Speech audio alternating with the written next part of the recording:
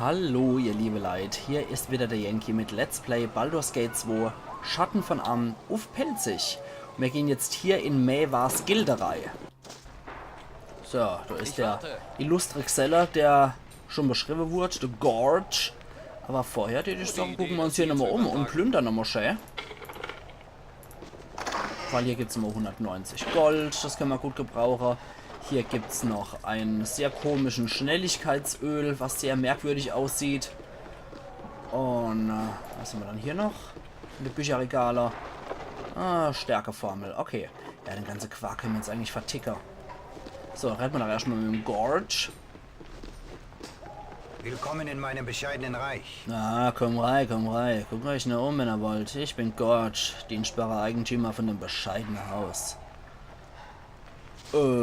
Ich bin nicht hier, um etwas zu kaufen. Ich mag eine Maeva besuchen. Warum habt ihr das nicht früher gesagt? Ihr habt etwas Schriftliches von mich, ja?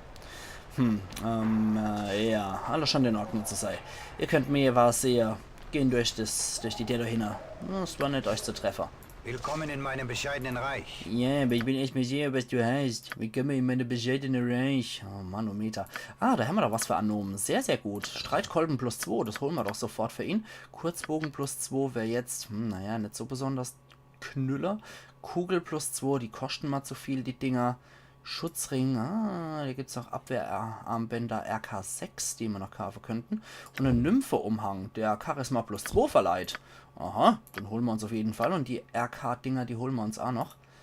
Achso, ja, der kann nicht mehr tragen. Das ist natürlich blöd. Das heißt, wir müssen erstmal Schampel verkaufen. Desto. Das wird verkauft alles. Furchtbaren Hämmerschummer, Elementar. Ja, den können wir noch behalten. Das komische Schnelligkeitsöl, das kann auch fort. Brauchen wir nicht. Aber ich sehe mit meinem kleinen Ach, wir haben ja noch einen Edelsteinbeutel, den wir kaufen können. Also zack, reize uns. Spitzbubensteine, die Dinger sind alle verkehrt. Unsichtbarkeitstränke. Sofort werden die gekauft, die Dinger. Und was haben wir dann noch? Genau, die Dinger wollte ich noch haben. Zack und zack. Als her damit. Wir verringern unser Kapital zwar immens, aber die sind wichtig für unseren Magier später. Und der Nymphenumhang, der verleiht Charisma plus 2. So, zack. Als Motra. Jetzt sind wir sogar bei Charisma 20. Nur dafür, dass wir ursprüngliche Charisma von 3 gehabt haben, hat sich das doch gewaltig gelohnt. Jo, da ist noch der dritte Edelsteinbeutel. Den können wir auf jeden Fall auch zu ihm setzen. Zack, zack. Das kommt dort hier. Das waren wir erstmal auf. Und du kriegst jetzt mal das Dingens verpasst. Und der Rest von dem Schampel können wir auch noch verkaufen. Der Kunde hat immer recht. Ja, der Kunde hat immer recht. Bestimmt Inder oder was? Also so wie der komische Akzent da von dem Typ ist. Irgendwie ist gruselig. Dann haben wir dann hier noch, das kostet 10 mehr hier. Aber das ist ein magisches Geschossstäbchen. Okay, scheint Schampel zu sein. Okay, das Ding verkaufen wir auf jeden Fall. Das. Das können wir alles verkaufen. Magiebande, Kältekegel behalten wir erst einmal. Und fort damit. Wunderbar, wunderbar. Geht alles an den Magier später, wenn er in der Gruppe ist. Und jetzt können wir auch in die Räume dahin reingehen. Aber bevor wir zum Maeva runtergehen, würde ich erstmal die Gilde noch leer rahmen. Da ist noch ein Sonnenstädt, den holen wir uns. Da ist noch ein bisschen Gold, was wir uns holen. Und ja, ihr Leute, ihr warten, während hier mein Dieb noch plündert. Da können wir eigentlich auch die der aufmachen. Vikolia war nämlich zu blöd, um die der aufzumachen von sich aus. Und ist jetzt einmal außenrum die Ehre-Runde gelatscht. Ja, Drow und so, die haben nicht so gute Orientierung. Muss man immer im Hinterkopf behalten. Hier aber ist für einen Dieb auf jeden Fall sehr lukrativ, muss man sagen. Weil die Dinger müssen alle geknackt werden und es gibt Erfahrungspunkte wie noch was. So, Perlecat, die können wir da ja verkaufen. Das kann erstmal ein Vikonia. Die können wir für 300 verkaufen. Sonnenstähl, perfekt. Die Spruchrolle geht erstmal an dich. Da haben wir noch was. Da ist noch 22 drin. Das sind Maevas Privatgemächer hier. Und das können wir noch nicht öffnen. Das werden wir aber noch knacken können. Okay. Dann gehen wir jetzt so rein in die der. Durch die der in den Raum. Aber vorher nochmal hier gucken. Leider nichts. Nur ein Buch. Aller hopp. Dann gehen wir nochmal da rein. Die derer sollen offenbar die Fähigkeiten von dem Dieb Schlösser zu knacken auf die Probsteller. Was ist das für eine? Anishai, das ist glaube ich, ein Mönch. So. Zack, zack, zack, zack und zack. Gibt auf jeden Fall nochmal ordentliche Erfahrungspunkte. Und wenn wir da weiterhin in die Ecke gehen, finden wir dann auch was raus. Hoffe ich. Bitte find's raus. Jawohl, dass hier jede Menge Faller sind. Und es wird noch wirklich lang dauern, bis dieser Level hat. Bei Korgan genauso lang. Anomen wird wahrscheinlich als nächstes das Level erreichen. Okay, dann knacken wir hier noch die Schlösser. Und hier machen wir zusätzlich noch zum Knacken von den Schlösser die Fallenschärfer. Verdammte, verfluchte Menschen. So, das ist doch verdammt viel, was wir hier jetzt an Erfahrungspunkte gesammelt haben. Wenn man bedenkt, dass so ein Zauberlehrling 2500 geworden und für Fallenschärfer kriege ich 2750, nicht schlecht. Da sind 10 drin, da sind 20. Ihr könnt es euch denken, 30, 40, 50, 60, 70, 80, 90 und dann 300, 3 Meisterdiebstränke und ein paar Edelstähle. So, die können wir da reinpacken. Die Meisterdiebstränke haben wir jetzt auf 5 an der Zahl. Das ist gut. Da haben wir einen Smaragd und 100 drin. 100 Goldstücke. Da haben wir so einen Wahrnehmungstrank. Eigentlich Quatsch. Da haben wir einen Spitzbubenstein. Die Dinger sind verdammt viel wert. So 2 stinknormale Edelstähle. Und zum Schluss dann nochmal ein paar Nettigkeiten. Ein paar schöne Aufmerksamkeiten. Das mache okay, das ist schon voll. Spitzbubenstein, ein kleiner schillernder, regenbogenfarbener Edelstein. Die fließend ineinander übergehenden Farbschattierungen erwecken im Tageslicht fast den Eindruck einer Flüssigkeit und sind wunderschön anzusehen. Spitzbubensteine sind äußerst selten und werden für den Edelsteinsprungzauber verwendet, weshalb sie zu den begehrtesten Edelsteinen in den Reichen gehören. Ja, und die kann man auch für sehr teures Geld verkaufen, aber einer mag ich immer aufbewahren. So, das ist nochmal ein Kurzschwert plus 1, glaube ich. So, dann können wir hier nochmal die Gruppe sammeln. Dann können wir nämlich nur noch overgehen. So, das kann dort hier. Und das ist ein beschlagener Lederwams plus 1. Aber unserer ist besser, unseren plus 2. So, gehen wir mal an Vikonia weiter. Die kann das nicht identifizieren. Sei es drum, ist nicht so schlimm. Jetzt gehen wir hoch und gucken uns so nochmal um, was wir da noch mitnehmen können. Ich bin dabei. So, erstmal plündern. Da haben wir noch ein Bastardschwert. Ich glaube, das ist ein stinknormales Bastardschwert plus 1. Können wir aber derzeit auch nicht identifizieren. Schade drum. Also es wird definitiv Zeit, dass unser Magier endlich mit dazu kommt. Dann sind wir eigentlich an Gruppe komplett. Wenn der Magier mit dabei ist, bin ich für hier komplett. Der 6. und letzte Reisegefährte wird erst im Add-on Thron des Baal zu uns stoßen. Aber dazu sage ich noch nichts. Ich mag, dass ihr davor überrascht werden. Geht nicht auf. Ihr untersucht die der näher nur, um festzustellen, dass es sich gar nicht um der handelt, sondern dass durch den geschickten Einsatz von Farbe und Stuckatur der Eindruck erweckt wird, dass sich hier der befindet. Nicht schlecht für Diebesgilde auf jeden Fall. Okay, das ist nur so ein Speiseraum. Da ist wieder so ein Speiseraum. Mit Tisch, wo ein bisschen Geld und ein stinknormales Langschwert drauf ist, was nicht verzaubert ist. So ist auch noch irgend so ein Esszimmer mit einem Schrank. Bücherschrank, wo 2 Heiltränke drin sind. Die nehmen wir liebend gern. Ne, Abdel Adrian kann sie derzeit nicht tragen. Das macht aber nichts. Södela. Da gucken wir jetzt einmal ganz kurz noch Faller. Was wollt ihr? Ja, das klingt okay. Sagt mir, was Scheint zu tun Kenny ist, tot wenn zu es sein. denn sein muss. Da können wir auf jeden Fall Knacker. 47 Goldstücke. Und hier ist noch ein Speer plus Ends. Das ist auch schon mal nicht schlecht, oder? Ja, stinknormale Speer plus Ends, aber dann können wir ohne Magier nicht identifizieren. Das liegt einfach daran, dass Magier ziemlich hohe Sagenkunde haben und dann meistens solche banale Gegenstände schon von sich aus ohne den Spruch identifizieren schon als solche erkennen können. Gut, jetzt haben wir die Gilde durchwühlt und können eigentlich runtergehen zu Maeva. Also, sammelt euch. Und dann nur noch dort hier. Wieder sammeln. Und runter mit uns. So. Wunderbar. Dann sammeln wir uns mal hier. Und ich mag erstmal hier gucken, ob es noch was gibt. Ja, da gibt es auch einen Edelstähl abzugreifen. 3 und 9. 12 Goldstücke. Und 70 Goldstücke insgesamt. Und noch ein Edelstähl. Wunderbar. Da geht es durch der durch. Hier haben wir noch einer. So ein Türkis oder was, ja. Und dann gehen wir mal dort hier zum größten Arschloch im Spiel, würde ich sagen. Ah, Mann, ich kann den Typ nicht ausstehen. Das ist so ein arroganter Arsch. Hallo.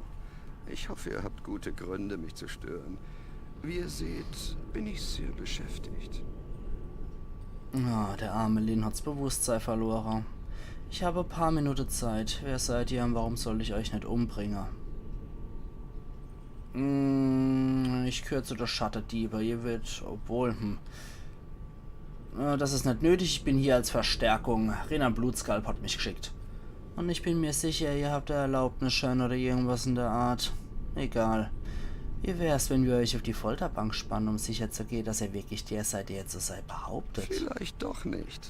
Ich habe euch Angst gemacht, was? Furcht lässt euch ehrlich bleiben.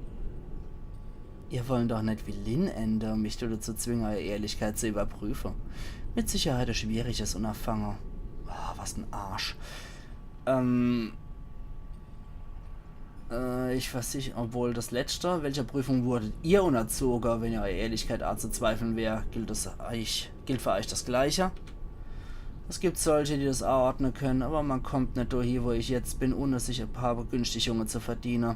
Mich in Fruchtsteller ist gleichbedeutend mit einem Galgenhänger, nach einer enge Schling um den Hals. Ich brauche Leid, und es muss mit euch gehen, bis ich Grund habe, euch umzubringen. Eher früher als später wette ich. Vorerst stelle ich euch eine tückische Aufgabe, um euch auf der Zahn zu fühlen und die Schatztruhe zu füllen. Ich denke, ihr sollten die Aufgabe zumindest so gestalten, dass ihr nicht völlig abgeneigt seid. Wie wär's mit dem kleinen Diebstahl mit in der ausgestopften Robe drüber im Talos-Tempel? Ich verlange das Amulett von der Wetterherrin. Ja, sei entzückend an ihr aus. Und ich habe einen wunderschönen Sheltie-Spaniel-Mischling, den sicherlich auch aufwerten wird. Ihr braucht sie nicht umzubringen, um es zu kriegen. Wahrscheinlich nimmt es in der Nacht ab, so schön es auch ist. Das wird ein riesengroßer Abdruck hinterlassen, wenn man drauf schlafen tät. Jetzt bewegen euch. Ich habe euch gesagt, worum es geht, und ihr erledigt recht. Nehmt's auch im Schlaf ab, wenn es sein muss, aber wagt's nicht, ohne das Diebesgut zurückzukommen. Na gut, reizender Kerl, reizender Typ. Ja, ich bin dabei.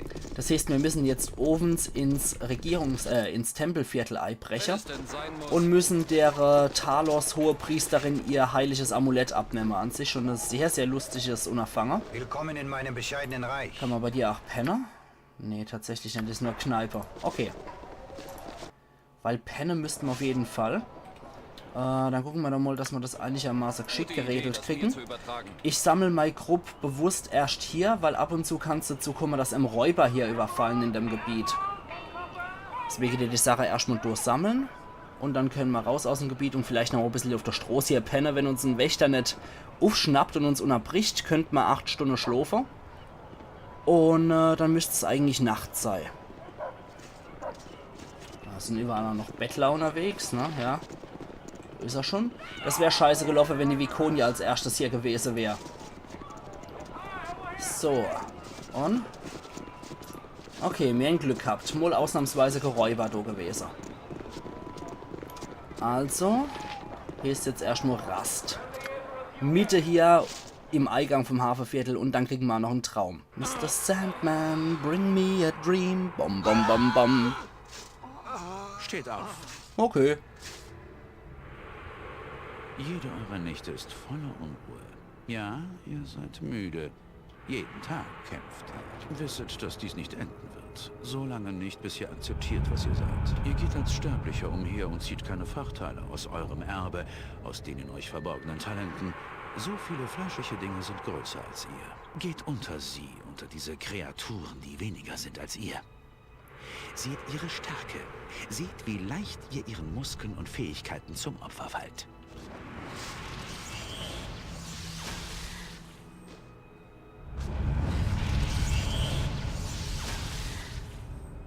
Es ist hoffnungslos. Warum steht ihr dafür ein? Warum unterwerft ihr euch dem Fleisch, wenn doch der Tod in euren Knochen brütet? Was war das? Wissen wir leider nicht, was das für eine Kreatur war. Wahrscheinlich ein Balor, also ein extrem starker Dämon. Erkennt ihr die Macht, die ihr haben könntet? Wenn ihr die Welt des Fleisches hinter euch lasst, werden sogar die geheimnisvollen und magischen Geschöpfe dahin gehen. Und das sind mein Charakter wieder, ohne Rüstung und alles. Und 3 Kreaturen.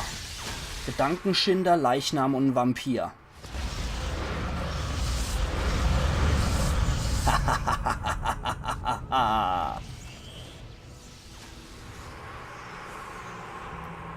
Folgt und nehmt das Geschenk entgegen. Ja, ein Leichnam, Gedankenschinder und Vampir. 3 sehr, sehr mächtige Kreaturen. Folgt. Und sei es nur, um die Schwachen zu beschützen, die euretwegen sterben. Und Imoen und Abdel Adrian sterben auch wieder im Traum. Na gut. Ja, 8 Stunden haben wir gepennt. Ein Soldat hat uns nicht geweckt. Moment. Gerade mal gucken. Wir haben auch gerade das Geld nicht im Gepäck. Das heißt, zum Friedhof können wir leider auch noch nicht gehen. Im Tempelbezirk sollte das sein, genau. Ja, ansonsten hätte ich die 15.000 Gold, wäre ich jetzt Feinde haben euch aufgelauert. zum Friedhof. Verteidigt euch. Achtung Jungs, Eidringlinge, bringt sie alle um, weil ihr wisst ja, kein Zeuger. Es hört nie auf, es hört nie auf. Ich stehe euch zu Dienst. Als wieder die Knetköpfe und Magie können wir hier auch nicht einsetzen, weil wir die Lizenz noch nicht haben. Na gut. Porky, du machst den Magier fertig. Und Abdel Adrian, du gehst auf den anderen Schläger drauf, der anscheinend sauberer kann. Okay. Okay, der kommt doch gerade nicht durch, wie es aussieht. Dann murksen wir halt zuerst den anderen Typ ab. Ah ne, Quatsch, Korgan ist durchgekommen. Ah, jetzt ist er sogar geheilt. Warum mit mittelschwerer Wunden heilen? Mist. Schar führt meine Hand. Anomen ist gerade voller Furcht weggerannt. So. Ist der noch drauf auf den Magier? Rennfeld. Hilfe! Helfen mal bitte! Wer seid ihr? Was ist denn passiert? Mein Name ist Rennfeld. Ich wurde vergiftet. Ich bitte euch, bring mich zu... Freunde. Das ist ein Gebäude nicht weit von hier. Bitte, ich flehe euch. Und wo ist das genau? Das ist ein größeres Gebäude. Ein großes, orangenes Gebäude im Südwesten vom Hafenviertel. Der wird von einem Mann namens Rylock bewacht. Bitte bring mich zu ihm. Wie schaut's mit einer Belohnung aus? Belohnung? Ich hab nichts, was ich euch anbieten könnt, außer meiner Dankbarkeit und die von meinen Freunden. Bitte, mir bleibt nicht mehr viel Zeit. Mala, ich bringe euch hier. Danke, ich hab nicht mehr lang zu leben. Ihr müsst mich rasch dorthin bringen. Bringt mich zu Rylock. Der Nahe ist wahrscheinlich nur besoffen und verreckt nicht einmal Abdel Adrian. Warum müsst ihr euch um jeden Straftäter kümmern, der uns über den Weg läuft? Ach, macht doch, was ihr wollt, wenn's euch so viel bedeutet. Okay, na gut, jetzt haben wir den Kerl hier bei uns, Rennfelds Leiche. Rennfeld hat euch gebeten, seine Überreste zu einem Mann namens Rylock im Hafenviertel zu bringen. Ja, das mache ich jetzt aber auch nicht aus Nächstenliebe, sondern weil uns das der Weg in die Hafnerfeste ermöglicht. Und da können wir wieder ordentlich plündern gehen. Okay, der Magier hat jede Menge Schampel bei sich. Ja, ja. Der blöde Zwerg macht das schon. Okay, der mal konzentrierte Heiltränke, super Sach. Was hat der bei sich? Ja, wieder dappisches Zeug. Ja, wenn es denn sein Bitte muss. alle nochmal sammeln, Sagt mir, was zu tun ist. damit ich bei Anomen nochmal die Sprüche abladen kann. So, und der Recht Der schnappt Sieg sich wird jetzt mal unser sein. Vikonia. Ihr wisst, Vertrauen ist etwas für Narren und Tote. Ja, Vikonia, du schnappst statt das. Von wegen Vertrauen ist etwas für Narren und Toten. Ja, das macht wieder sehr viel Spaß mit ihr. Korgan kann die Dinger nicht identifizieren, aber Abdel Adrian kann sie identifizieren. Das ist schon sehr gut. Den Schnelligkeitstrank, den kriegst du auch. Quatsch. So rum. Zack und zack. Das kann hier in den Beutel. Die Waffe gehen wieder zurück an Korgan. Die Tränke gehen an Vikonia. Und zack. Die Tränke machen wir zu ihm. Er kann doch voll aufrüsten und sie kann sich nochmal eine Reihe Petzer. Ich habe Perfekt. gute Idee, das mir zu übertragen. Also nichts wie fort hier. Und wieder ab zum Tempeldistrikt. So. Wir haben jetzt Mitternacht. Eigentlich perfekt für ein Verbrechen, für einen kleinen Bruch hier. Aber um dort hier zu kommen, müssen wir noch an was anderem vorbei. Was anderes sehr wichtige Quest sein wird. So. Das wird auf jeden Fall auch noch eine sehr geile Quest. Darum kümmern wir uns noch mehr. Das ist versprochen, weil die Quest ist echt geil. Hört mir zu, meine Brüder und Schwestern, und achtet meine Worte. Wir wurden als die Empfänger eines gar hochheiligen Wunders ausersehen. Ein Wunder, das man weder ignorieren noch abtun kann. Mir, Gaal, mir, dem die Gnade erwiesen wurde, seine Augen zu verlieren. Mir wurde die Wahrheit gezeigt, die den Sehenden verwehrt blieb. Die Götter, die ihr verehrt, sind falsche Götter. Sie sind nur Götzen, die erschaffen wurden, um den Reichtum der Kirchen und der Ketzer zu vermehren. Ihr dürft nicht mehr länger auf sie hören. Haltet ein. Das sind gotteslästerliche Reden. Der Morgenfürst Latanda hat stets seine Mildtätigkeit und Macht offen gezeigt. Seine Gegenwart unter uns steht vollkommen außer Frage. Meint ihr wirklich, Priester?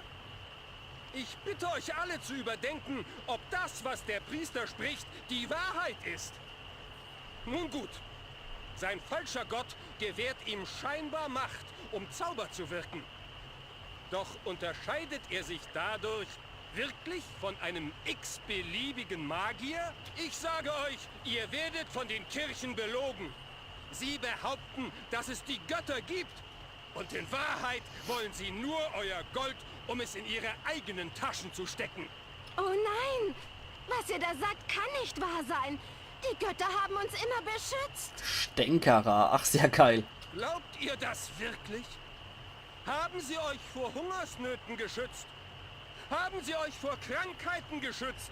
Oder dafür gesorgt, dass Harmonie und Frieden auf Faerûn herrschen? Nein, das haben sie nicht. Sie belügen euch und vernebeln eure Sinne, damit ihr die falschen Götzen anbetet, die sie erschaffen haben. Ich habe mich von ihren lügnerischen Augen befreit und kann endlich die Wahrheit erkennen. Ich kann euch die Wahrheit verkünden. Ihr lügt! Ihr lügt! Die Götter existieren! Solche Reden stellen eine abscheuliche Beleidigung der Götter dar. Das werdet ihr teuer bezahlen müssen. Ruhe! Hört euch an, was er zu sagen hat. Ich flehe euch an, verleugnet eure falschen Götter. Sie haben nichts für euch getan. Lasst sie hinter euch zurück und begleitet mich auf dem wahren Pfad. Dem wahren Pfad des wahren Sehens. Was soll das heißen? Sollen wir uns vielleicht selbst die Augen ausstechen? Das ist nicht euer Ernst. Was soll das heißen? So, ach, sehr geil synchronisiert. Was sollen wir denn nun machen? An wen sollen wir uns wenden, wenn es keine Götter gibt? Doch es gibt einen Gott. Einen echten, wahrhaftigen Gott. Das blicklose Auge ist unter uns. Er schenkt den Gläubigen die Gabe, wahrhaftig zu sehen und den Pfad zur Göttlichkeit zu erkennen. Er bietet euch Schutz und Labsal. Hört nicht auf ihn. Er träufelt Gift in unsere Seelen. Ha! Was hat euer Gott schon groß für mich getan? Ich bin noch ärmer und bestimmt nicht besser dran als je zuvor. Wagt es ja nicht, in diesem Tonfall mit dem Priester zu sprechen. Ihr werdet die Götter erzürnen. Hört ihr nicht, was er sagt? Es gibt keine Götter, die beleidigt werden könnten.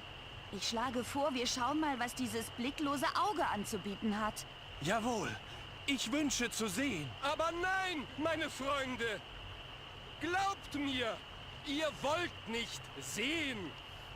Vergesst doch, was Jahre voller Lügen eure Augen gelehrt haben. Ihr wollt wissen und ihr wollt lernen. Und das sind die Wahrheiten, die euch das blicklose Auge anbietet. Kein anderer dieser sogenannten Götter wird euch ein derartig offenes und wahres Geschenk machen. Kommt! Erlebt das Wunder der Wahrheit! kommt und seht das blicklose Auge, den wahren Gott, der unter uns weilt. Nein! Geht nicht mit ihm! Ich mache, was ich will. Ich will die Wahrheit. Zeigt mir das blicklose Auge. Ja, zeigt's mir. Nun kommt! Wer wahrhaft zu den Gläubigen gehören und die Pracht des blicklosen Auges, das die Wahrheit bringt, schauen will, möge zu mir kommen. Was macht ihr da? Seid ihr völlig übergeschnappt? Haltet euer Schandmaul, Weib! Also, wenn ihr die Wahrheit nicht sehen wollt, dann ist das euer Problem. Nun kommt schon, meine Gläubigen! Folgt mir! Das darf nicht passieren. Das allsehende Auge von Helm muss erfahren, was sie vorhaben. Ihr, ich mag mit euch Retter. Ich möchte euch als Söldner einen Dienst von Helm gewinnen. Ich werde zwar wahre Gläubige bevorzugen, aber ihr sollt nachgeeignet sein. Begeht euch zum Tempel von Helm. Dort werde ich mit euch besprechen, was zu tun ist. Zögert nicht zu lang. Helm braucht euch jetzt. Immer diese Göttertypen. Es sind schwere Zeiten entlang der Schwertküste.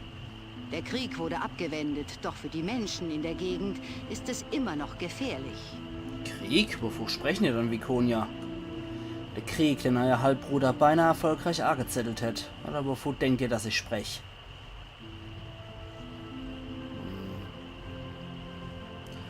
Warum du Furette? Ich hab Sarevok umgebracht, sei Pläne den Krieg anzuzetteln, sind mit ihm gestorben. Vielleicht ist ja sein Krieg gestorben, das bedeutet aber nicht, dass er nicht zu anderen Konflikten kommen kann. Ach, vielleicht rette ich ja gerade nur Blödsinn. Wenn ihr es wünscht, will ich euch nicht weiter stehren. Nee, sag mal, was ihr so getrieben habt, seit sich alle die Schwierigkeiten mit Sarevok ereignet haben. Ich war verloren die Seele, da er Rass uns als Schreckgespenst für alles Mögliche verantwortlich macht, war es mir fast unmöglich, ein paar Abfälle in einen Stall, in der ich in der Nacht schlafen konnte, zu kriegen. Kinder, die mich mit Äpple beworfen haben, Händler, die ihr Hund von der Leine lassen, Jäger, die ihr Pfeile abschießen und wozu? Nicht mehr als Geschichte an einem Esstisch oder Geprahle in einer Schenke. Das hat mir Ausdauer fast überstiegen, Abdel Adrian. Wie ist es euch jetzt ergangen, seitdem wir uns getrennt haben? Ich habe versucht, Land im Randgebiet von Berigos zu kaufen. Wann immer notwendig, habe ich einen guten Namen eingesetzt, um meinen schlechten Ruf auszugleichen. Ich habe mich die ganze Zeit verhüllt und es hätte sich nur, wenn ich Zeit und Ressourcen erfordert, bis ich mir mein eigenes Zuhause weit weg von neugieriger Aare geschaffen hätte. Ich wollte natürlich nicht Bäuerin werden, ich wollte nur einen Ort, der mir allein kehrt. Ein Ort, an dem ich Friede finden konnte. Mein Nachbar war ein gewisser Roran Mitfallau, ein stämmiger, wettergegerbter Bauer, wir haben uns oft unterhalten und ich habe den Mann erlaubt, mir Vorräte zu bringen, die ich benötigt habe, aber nicht beschaffen konnte. Nur weiter, Vikonia. Im Verlauf der Zeit bildet sich eine Art von seltsamer Freundschaft zwischen uns raus. Er hat mich nie gefragt, warum ich eine Kapuze getragen habe, und ich habe angefangen, ihm zu vertrauen. Natürlich hat er gerätselt, was ich zu verbergen gehabt habe. Das konnte man leicht bemerken. Die Zeit wird mich als Drow enthüllen. Die Zeit, mich als Drow zu enthüllen, kam an einem Tag. Es war ein später Nachmittag, es war ein warmer Tag und die Sonne hing über die südliche Ackerland, als ich mir Kapuz abgelegt habt. Da hat er warmes, einladendes Lächeln aufgesetzt. Der hat gemeint, dass sein ältester Sohn Giscannon gerade prächtiges Fest vorbereitet hat und dass ich eingeladen sei. Wir sind zum Bauernhof gegangen, wo sein anderer Sohn, dummer Ochs namens Funat, gerade dabei war, Unkraut im Vorhof mit innerer Sens zu schneiden. Als ich bei seinem Bauernhof angekommen bin, musste ich seine wahre Absicht erkennen. Ein Schlag hat mich hart am Hinterkopf getroffen und der Boden schien auf mich zuzustürzen. Mein Vertrauen hat dazu geführt, dass ich zu so einer schwachen und leichten Opfer geworden bin. Sie haben gekichert, als mich die Bewusstlosigkeit umfangen hat. Ich konnte noch hören, wie sie sich gegenseitig zu dem gute Fang gratuliert darüber amüsiert haben, wie leicht es gewesen ist. Und was ist dann passiert, Vikonia? Ich habe unter großer Schmerz erwacht. Wenn ich bewusstlos war, haben sie mich missbraucht und gefoltert und dann versucht, ihr Sünde zu verbuddeln. Ich konnte nichts sehen außer am Deckel von einem Sarg. Sie haben mich lebendig begraben. Das war ein unverzeihlicher Fehler, dass sie mich nicht gleich umgebracht haben. Die Narren haben wohl nur den Namen Drow gekannt, aber sie haben keine Ahnung gehabt von meinem Kampfgeist. Der Schmerz ist bei unserem Volk Das Kindermädchen. Verglichen oder mit ihr Art, mich zu foltern. Das war anfängerhaft. Ich habe den Deckel vom Sarg zerschmettert und habe die Erde hineinströmen lassen. Ich habe mich mit meiner Klaue bis zur Oberfläche vorgekämpft. Der Schmerz hat mich nicht gekümmert. Ich war nicht bereit zuzulassen, dass mich meine Schwäche von der Rache abhalten tät. Was habt ihr dann getan? Ich habe mich gerecht, Abdel Adrian. Ich habe ihr Haus beobachtet und zugehört, wie sie sich besoffen haben, um ihren Sieg zu feiern. Ich habe sie beobachtet und gewahrt. Jeskanan, der jüngere Sohn, hat das Gebäude verlassen, um das Klo draußen im Heisel zu benutzen. Ich habe die der verrammelt mit dem Keil und dadurch ist er in der Fall gesessen. Dann habe ich das Holzheißchen in Brand gesteckt. Roran ist gerannt gekommen und hat noch Funat gerufen. Als er hilflos von der tosenden Inferno gestanden hat, habe ich ein Garott um seinen Hals geschlungen. Ich habe ihm zugeflüstert, dass er ebenso wie ich einen Fehler begangen hat. Er hat der Drow unterschätzt und ich habe ihm närrischerweise vertraut. Habe ich die Schlingen straff gezogen, bis er aufgehört hat zu atmen. Dann ist der älteste Sohn gekommen, Funat mit dem Eimer Wasser vom Brunnen. Er hat nur die Leiche von seinem Vater und die verkohlte Überreste von seinem Bruder gefunden. Vor Schock ist er in die Knie gegangen und ich habe den Höhervorteil sofort ausgenutzt, um den Kopf mit dem Bergarbeiterhammer einzuschlagen. Ich denke, ich hört so noch um 30. Schlag auf ihn niederzustrecken. Es freut mich, dass ihr euch Reche gekannt habt. Ich bin ein Drow. Ich habe mich närrischerweise in Sicherheit wiegen lassen. Es war bittersüß die Rache, Abdel Adrian, wie sie mal eigene Dummheit notwendig gemacht hat. Ja, die scheint ja wohl Reizendes erlebt zu haben, wenn man das so hört. Und das ist halt das Geile bei der böse Gruppe. Ich finde, die haben viel üblere Geschichte zu erzählen, als es die gute Charaktere je könnten. Die nerven mich eigentlich eher mit ihrer Geschichte, die gute Charaktere. Ich hoffe, das bringt Puh, ich muss aber sagen, wir haben hier sehr viel Zeit verloren bei Gal und jetzt auch noch mit Vikonias Geschichte. Also das war definitiv ein Zeitschlucker, muss ich sagen. Aber ich persönlich finde es sehr cool. Mir macht das einfach nur tierisch Spaß, so Geschichte zu hören. So, den Tempelrahmen haben wir jetzt auf jeden Fall auch noch leer. Tränke gehen an Vikonia. Das kann genauso an Vikonia. Das bringen wir auch erstmal. Moment. Stab der Himmel kann an sie. An Nomen. Ja, komm, behalt erstmal die Tränke an Nomen. Wir sind jetzt alle wieder aufgepowert, was die Tränke angeht. Südeler. Also den Talos-Tempel rahmen wir auf jeden Fall noch aus. Da ist noch ein Sturmritter unterwegs, der darf uns halt nicht sehen, wenn wir hier dabei sind, alles leer zu machen. So, ein bisschen Platz haben wir noch. Und da geht's rein zu der anderen hohe Priesterin da. Okay. Nochmal weiter gucken. Dürfte es aber gewesen sein. Ich speichere trotzdem nochmal. Und da haben wir nichts zum Knacker. Okay, da ist was. Da ist wieder was. Da haben wir wieder was. Und da, wie sieht's du aus? Ne, das können wir gar nicht aufmachen. Okay. Gut, dann hier rein. Das ist aber schon sehr geil gemacht hier. Talos ist ja eigentlich der Gott der Stürme. Und Chaos ist, glaube ich, auch noch sein Domäne. Das ist schon sehr geil gemacht, muss man sagen. Also mir persönlich gefällt das sehr, sehr gut hier. Allerhaupt, da ist noch die Meisterin Ada. Jetzt knacken wir das Ganze und holen noch ihr Amulett. Halskette des Talos. Das Halsband besteht aus schweren Scheiben, die durch einen Draht miteinander verbunden sind. Die größte Scheibe besteht aus Silber und weist eine Einlegearbeit auf, die das Chaos repräsentiert. So, das Ding holen wir uns jetzt erstmal an den Hals, damit wir kein weiteres Slot dafür verschwenden. 20.000 Goldstücke hat das jetzt gegeben, Goldstücke. 20.000 Erfahrungspunkte hat das jetzt gegeben, die Ketzuklauer. Ist schon geschehen. So, Leute, wir gehen jetzt erstmal dort hier. Na, so rum. Okay, perfekt. Dann können wir dort hier gehen. Nee, ich würde sagen, wir müssen vorher noch zur Helmrei gehen, um den Auftrag zu kriegen. Aber das machen wir dann morgen in der nächsten Episode von Let's Play Baldur's Gate 2 Schatten von Amn auf Pelzig. Also machen's gut, ihr liebe Leute, und bis morgen dann. Euren Yankee.